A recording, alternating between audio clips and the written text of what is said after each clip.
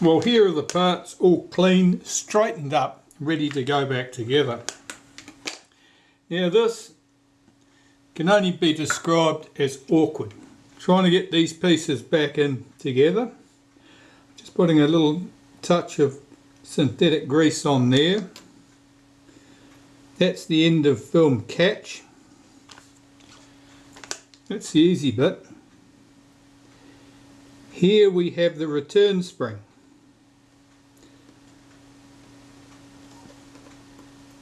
I'm going to put that on there first, put the end of film catch on top of it, and then try and get the spring in position. Okay, so that's just sitting there at the moment. That spring, the end of this spring here, needs to be hooked around the back of this arm here. Now I assure you that cannot be easily done. So what I'm going to do is put a single screw in there lightly,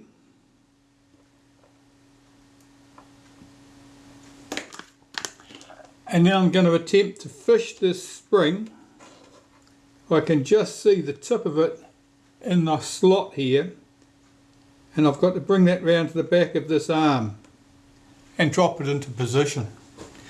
Now you need a good pair of tweezers to do this. I can tell you it's very, very awkward. So I've got to get hold of that end of that spring. Now I've got it behind a toothpick now, and see if I can drop that into there's a groove in the back of that little arm. I need to engage it with that groove. Okay, it's engaged now. Okay, so that's done. I'll tighten that screw up. Check the action of this arm, that moves freely.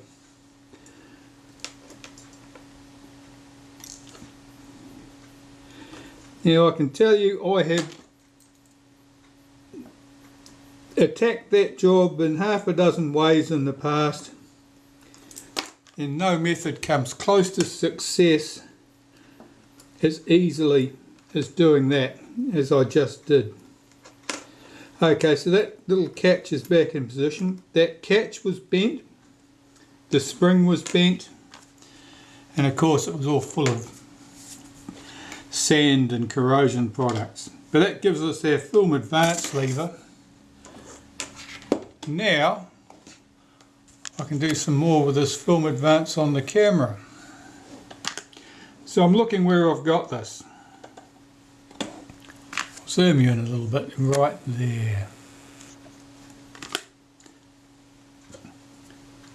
This piece here, up against this lever here, that's the start position. Of course we've got no tension on there. We want this thing to be able to return. So if I rotate this one full turn, that should be our start position for our lever. If I put the lever on there, that's the start position. If I press that tab down, swing the lever through the arc, it swings right round, comes back to the rest position. Press the release, swing this, pops up, comes back to the rest position. So the film advance is working normally and well.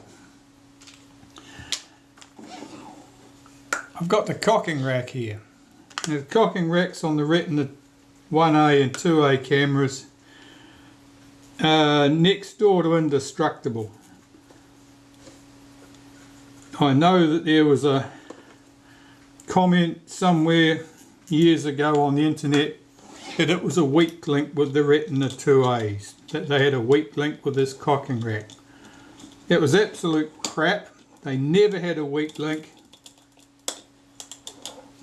The weak link was in the later cameras, the Retina 2C and 3C, and realistically, if everything is working correctly on those cameras, there isn't really a great problem with the cocking rack either.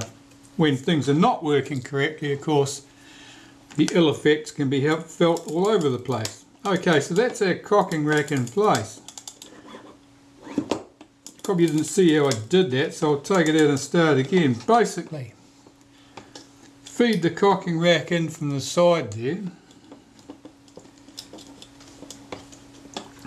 Press down the release, swing the film advance right round past where it would normally stop, and you'll see that you'll feel that gear engage with that cocking rack. Now I'm looking at the spacing. Let's get this. I'm looking at the space I've got here, and I know that's at least one tooth further out than it should be, so I'm going to do the same again, bring it further round. Felt that drop in another tooth. Now that spacing looks correct to me there now. It's about 2 millimeters. Could be as much as 3. But that film advance is good. And it's moving smoothly. So far so good. Right. I'm going to put the shutter release into the body. Here's our shutter release. Now, on the camera body, white with molybdenum paste through those 2 holes. Down the shaft of the shutter release. This little collar goes on the main shaft. This spring goes on the small shaft here, and that drops down in here. That spring's trying to get away, and goes over the shaft that you'll see down inside the camera like that. And the shutter release button, of course, sits on the top like that.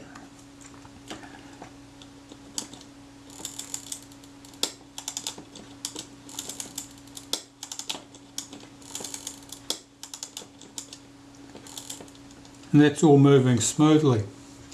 At that point, I could put the top back on the camera if I'd had it cleaned up yet and ready to go. But we might as well start with the easy bits, I suppose. No point looking for a fight. Right, the accessory shoe. That can go on there. Now the top cover I've cleaned in hot water with some dish soap and an old toothbrush. Gave it a good scrub, came back afterwards and cleaned up spots that I didn't like the look of. There's a fair bit of pitting in this top cover. That's never going to come off. That's pitting in the chrome. That's from corrosion. All you can hope to do is to get the dirt off, really. You can't make chrome come back by wiping at it. So the film reminder dial. This is pretty ugly. I haven't cleaned this yet. Now most of that staining you can see around here, that's where the chrome is rubbed off. They have only a barest hint of chrome on the top of those, and it's rubbed off fairly promptly down to the brass. This is very dirty and I need to clean that. I always clean that manually, because if I put that in the ultrasonic cleaner, I could wipe off the rest of that chrome, or I could take all the paint out of the engravings. So I'll just clean this with some naphtha, and that shouldn't be too hard to achieve. Now oddly enough, this turned fairly readily on this camera. That's not always the case.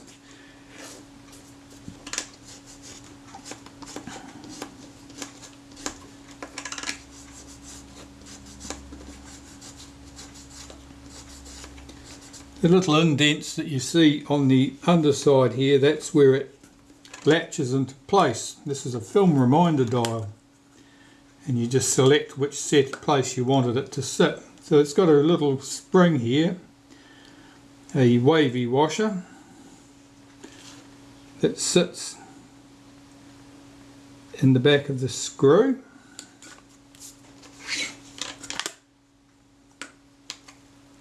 I'll give the underside of this a wipe with some synthetic grease. Put that in place on the body. Might as well rotate it till something drops into place, or it's saying plus X. That's a good place to start.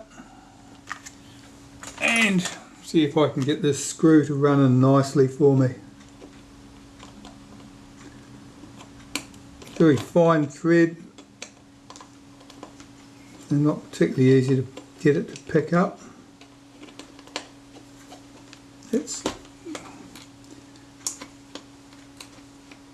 That seems to work. Check that, screwed down tight. And that wavy washer acts as the downward spring to hold that thing latched. So you pull it up, you can rotate it, drop it in the next position. Direct positive, micro F, infrared, super XX. That was replaced by tri-X in my time. Plus X, pan X, Kodachrome A, Kodachrome, and back to where we were. Let's put that on plus X. That'll do nicely. I better clean up that viewfinder stuff because that was looking pretty dire. The metal pieces there and the lenses. Well, I wouldn't call that lens transparent. Translucent's about as good as you could give that a description of. Right, so I'll clean the metal parts up with some naphtha.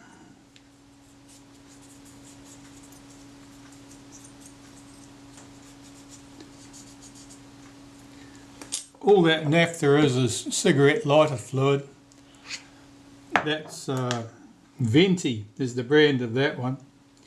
Ronsonol is probably more common, and you probably find various other ones depending on what part of the world you live in. They make a handy dispenser, they're easy to work with. It's not the cheapest way to buy it, but it's a convenient way. I just fill those containers up. I buy the naphtha a litre at a time. Right, I've got to clean this glass up. There's something stuck on the outside of that, and that's really filthy. Your rear eyepiece, yeah, you can't even see through that. So I will have to get a piece of tissue and some glass cleaner and start work. Well, I've got the rear glass clean, and the front glass I've got cleaned to the point where it's no longer a yellow mess, but it's still got that patch of gunk on the front, which will not move with glass cleaner. It looks like lacquer. I'm going to try some acetone, see if that will shift it.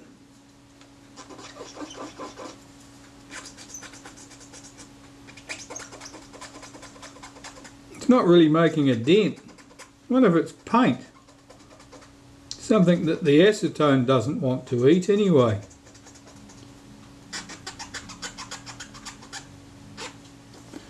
Alright, I'll have a poke at that with a wooden toothpick, see if it'll crack off.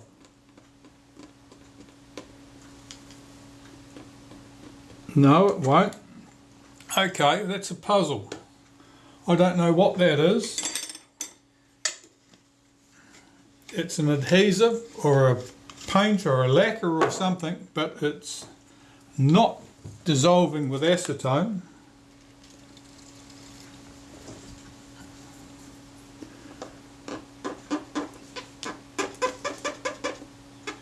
This is CRC Lectraclean, which is, oh, I can't remember now. It's not carbon tet, but it's something of a similar nature.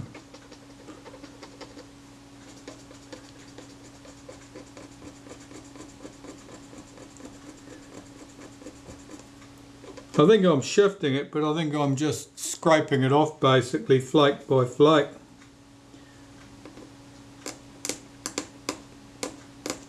I'm going to have to scrape it off with my fingernail, I think. I don't know what that stuff is.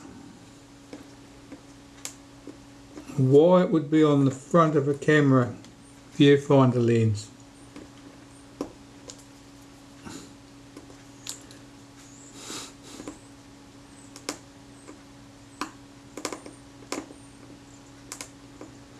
Well, I've never had to do that before in my life.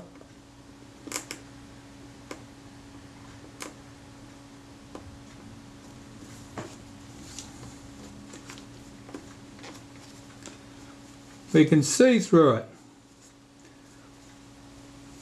at last. Okay.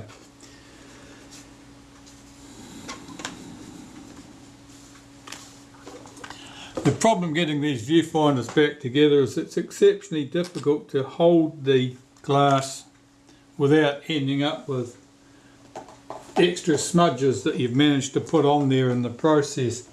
So often you take them apart, you clean them thoroughly and completely, because then you can get to the edges, and then once it's all assembled you have to poke in with a cotton bud and do the final cleaning in order to get everything together. Okay, so I'll get these pieces together.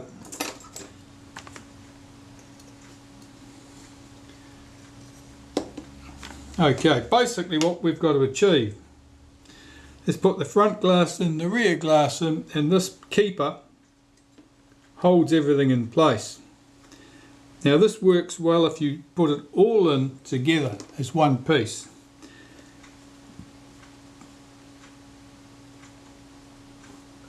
And did I mention that this is very difficult to do without getting fingerprints over everything? So basically slide it in something like that with the rear glass in place. Now the rear glass is convex on the front face, the one that faces inwards, and virtually flat on the back. Actually I was able to get that to drop in without too much trouble there.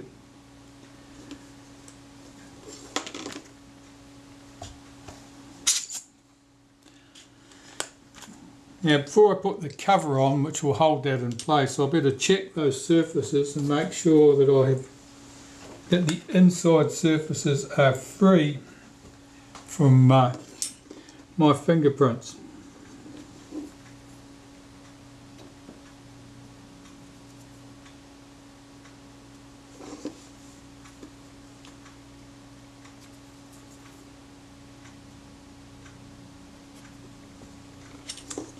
And the cover goes on, and that'll hold everything in place.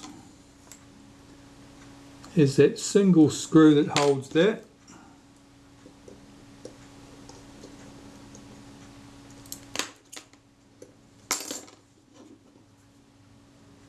Let's get those, make sure those outside surfaces are clean.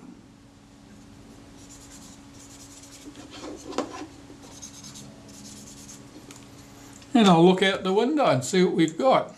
It's already a vast improvement. I can see light through it. Yeah, no, that's good. That looks just as it should do. And that could go back on top of the camera body. But should it? I've got this sitting here with the arm out at 90 degrees. In other words, I'm halfway through the advanced stroke. That's a good place to start. It means everything is sitting in position correctly, and I can come back and adjust everything. When I put the top cover on, it'll be easy to get the film advanced together. Now, these cam surfaces, I'm just putting a little bit of synthetic grease on those.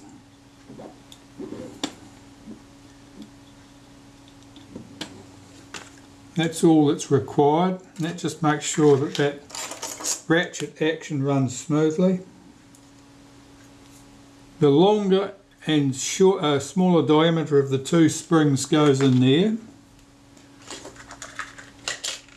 Where is my film release button?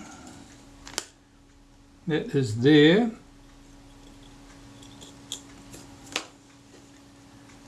And the top cover, making sure that the shutter release has the flat face to the front. Top cover can go on. Taking pains not to depress the film release button while you put that in place, otherwise it'll allow the film advance to unwind and it won't be where you expected it to be when you put the lever back in place. I'll put a screw in at each end of the top cover.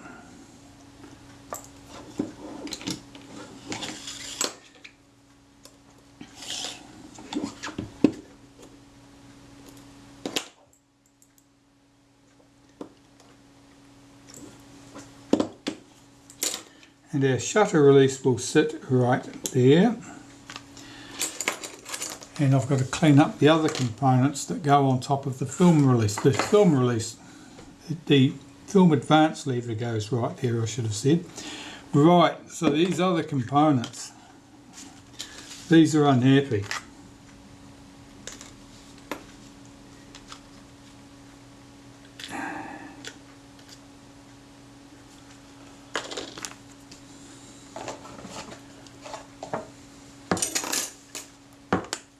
Let's start with the number disc. I'm not convinced we'll be using that one. See if that rubbish will come off it. Here I'm just using some naphtha. I don't know where that green corrosion's come from, whether it's from the number disc or whether it's from the other components. If it's from the number disc, well, the numbers will be obliterated as the corrosion will be underneath the paint. If it's from other components on here, then the green stuff may be sitting on the surface as a loose deposit. And I won't lose the numbers. One thing I can't do, of course, is put this through the ultrasonic cleaner. Excuse me.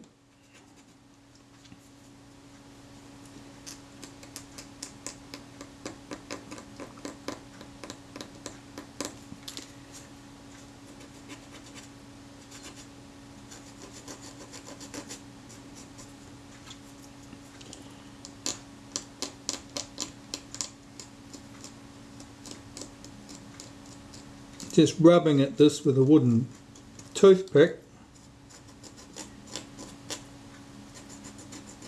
and I'm still not getting a firm impression as to whether that stuff is of the disc or just sitting on the disc.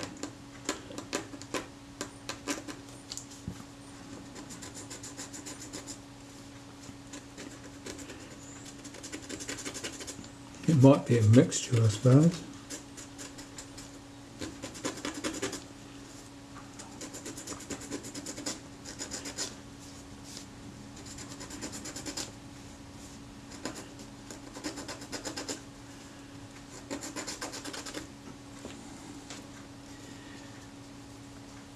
Yeah, I think that's a write-off. It looks quite good while it's still wet with the naphtha, but as soon as the naphtha dries out, you know, the corroded surface becomes more obvious.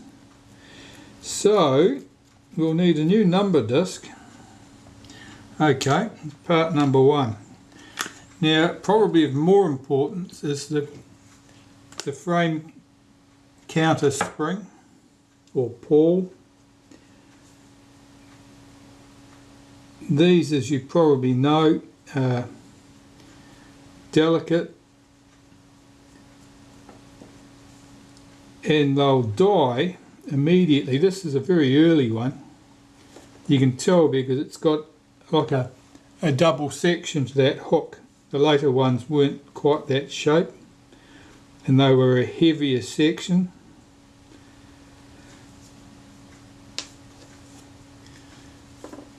They die immediately if someone attempts to turn the frame counter knob dial round the wrong way.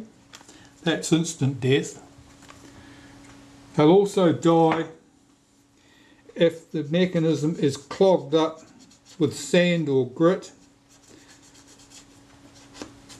because the resistance is so high that the little spring, the little tip of the spring flexes so much with each movement that it soon is just basically just gets tired and breaks.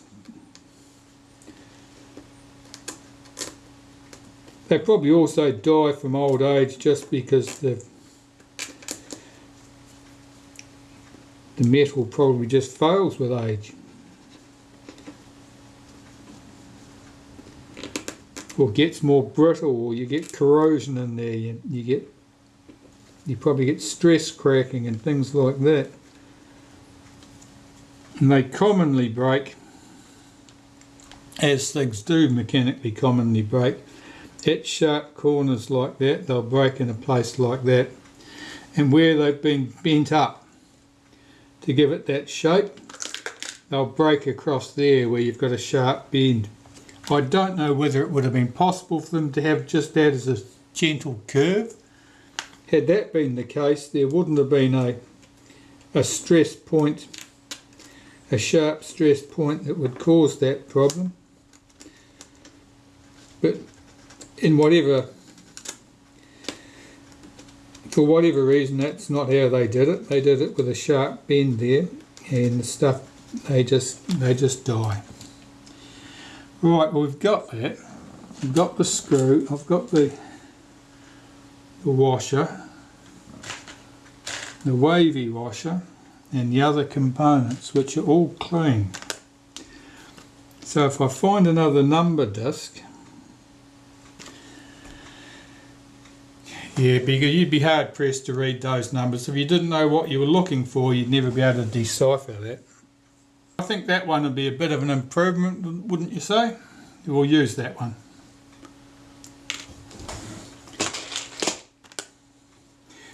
Right, assembling these bits.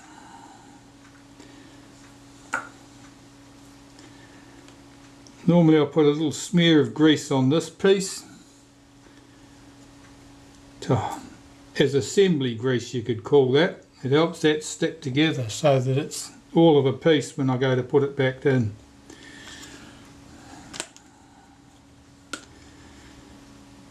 Put a smear of grease on the top surface there.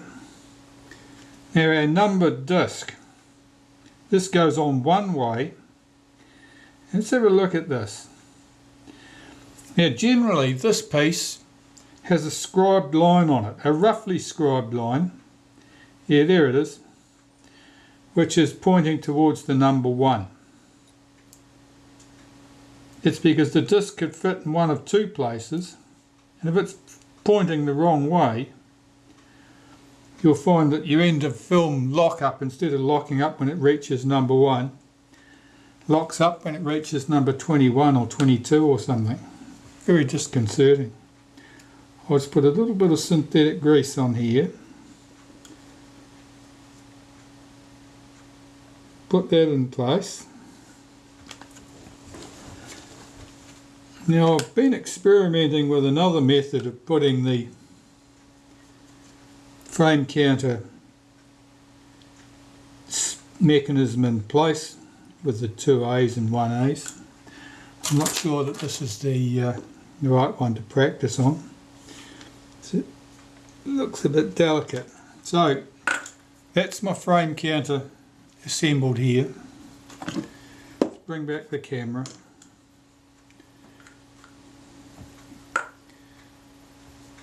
I'll lubricate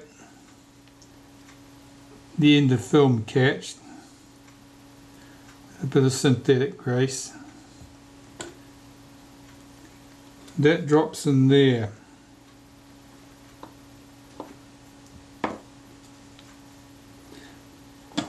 Holding this in my hand, I'll locate that, rotate that into position.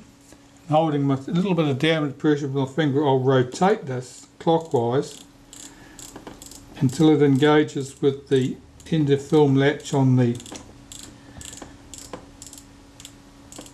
film advance lever. I may have done it. Put that wavy, the star washer in place, put the screw in place.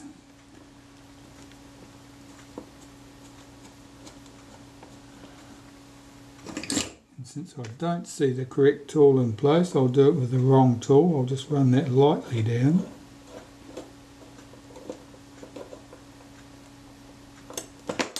Rotate this clockwise. Feels okay. Check. No, it's not releasing properly, so it's not seated correctly. the end of film catch is not correctly placed. It should have just dropped down into place, but